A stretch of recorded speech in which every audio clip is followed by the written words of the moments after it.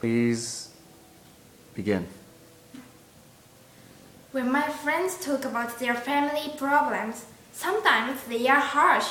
They say, "My dad's a pain. He never lets me do anything until I finish my homework." Or, "My little brother always wants to play, but I wish he'd just leave." Sometimes I feel that way too. When I do, I learned to use my third eye. I feel that our third eye is our ability to understand one's true intentions. I think it's important to use our third eye before reacting. Let me give an example with my grandmother. When we lived together, I would wake up to her stern voice every morning. "You are going to be late for school. Get up and get dressed." She didn't stop there. She scolded me when I didn't put my shoes away properly, when I didn't fold my clothes, or when I didn't clean up after myself. The second I neglected something, she started nagging again. I would do everything as properly as possible to avoid having any words with her.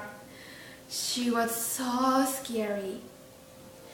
When we didn't live together anymore, I felt relieved. I didn't have to look over my shoulder every time I did something. But even without my grandmother around, I found myself cleaning and putting things away like before. I could have been messy and gotten away with it, but it felt strange not to clean up after myself. Now I was nagging myself to do things properly. I never thought I would be thanking my grandmother for nagging me so much.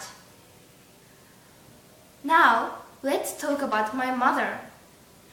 My parents divorced when I was 3 years old, and my mother and I moved to my grandparents' house.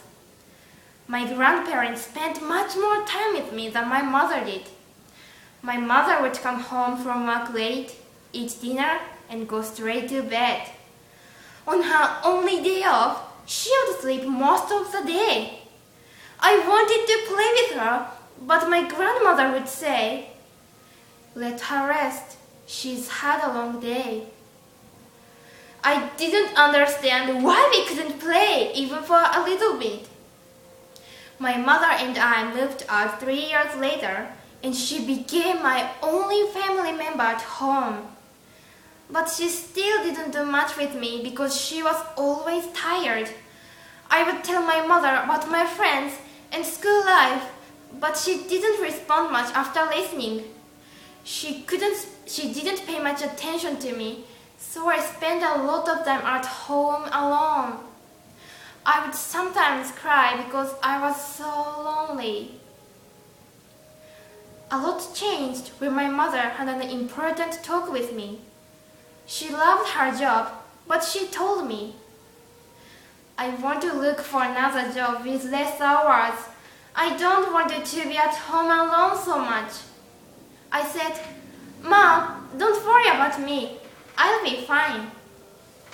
She insisted, "But what if there's a fire in the house or a bad person in the neighborhood? I worry about you so much." I was overcome with emotion after hearing her say this. She really did care about me. It was a sacrifice for my mother to leave the job she loved to be with me, but I also realized that she sacrificed so much more. My mother was always tired because she worked so hard as a single parent. She couldn't spend much time with me, but she always gave me everything I needed. Now I understand and appreciate the sacrifices she made. My message to you is, please be patient with your family.